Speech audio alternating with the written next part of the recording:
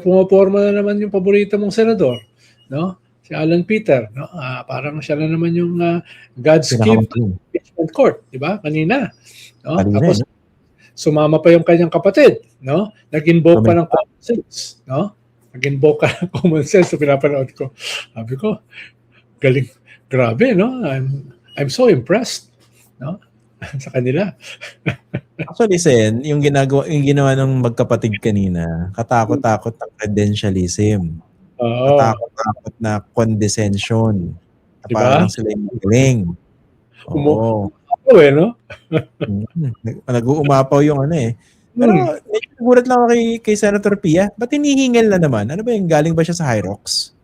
Baka dahil yung hirap siya na pangatawanan, yung kanyang hubris, yung kanyang arrogance, napagod. Pero kinakailangan mo ng energy para maging arrogante. No? Kinakailangan mo ng energy para sobra kang condescending. No?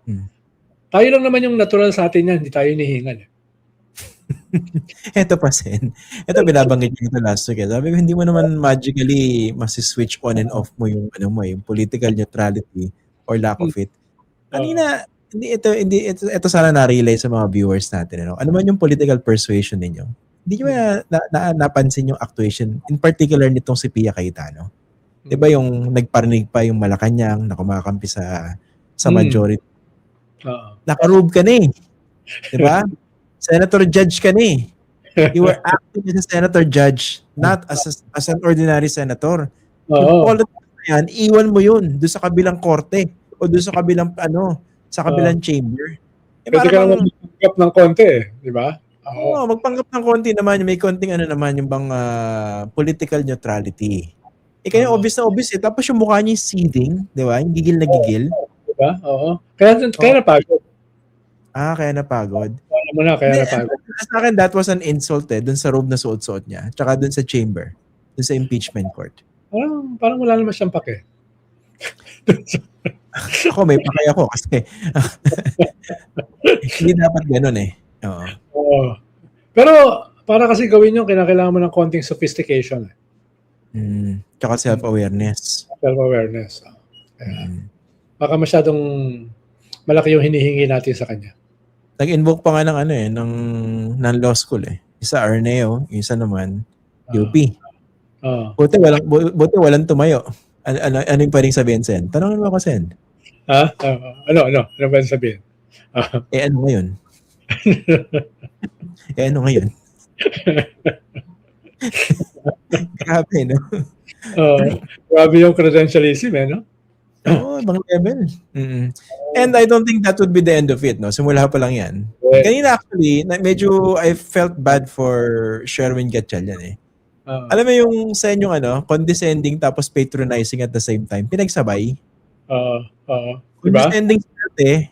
Ito namang si Alan Peter, patronizing. Yung parang pinapalabas niya, hindi, okay kami. Diba? Okay kami na ikaw yung Senate President. Ganyan. Diba? Tapos yung naman condescending, parang pinapalabas, common sense lang yan. Diba? Tapos, ito yung isang part na nakaka-insulta, sabi niya. Judicial review, siguro naman, sorry. Yung judicial notice, siguro naman alam niyo yun. Bastos nito, no? Ako nga alam ko, hindi ako senador eh. Siguro alam na ibang mga senador yun, hindi ba? Ako alam ko rin, pero konti lang. Konti lang. Ang problema ko tuloy, baka na-stress si yung paborito kong senator, Robin Hood Padilla, nung sinabi ni Pia. Siguro alam niyo na yung judicial notice. Baka napag-google yun, di ba? Humirit pa nga, di ba? Di ba? Tumayo pa nga on the floor, di ba? Si Robin Hood. Kinabahan ako.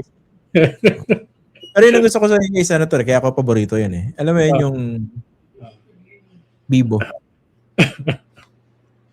Bibo. Ayokong palitan yung Aya, basta Bibo lang. Pinagtanong nga sa akin isang araw eh, may possibility ba na mismo si Alan Peter ay tumalon? Ha? Oo. Talaga naman mahilig tumalon yun eh. Nakailang tumbling ngayon, di ba? So, hindi naman nakakagulat. No? Balikan concern sa sarili mo lang, talaga namang, at wala ka naman talagang prinsipyo, di ba? Madali yun. Doon na mabilang yung mga talo niya eh. Kaya magugulat ka ba kung sakaling nandun yung possibility na tumalon siya uli? Lalo na kung iimbestigahan yung kanyang sariling mga flood control project sa Taguig,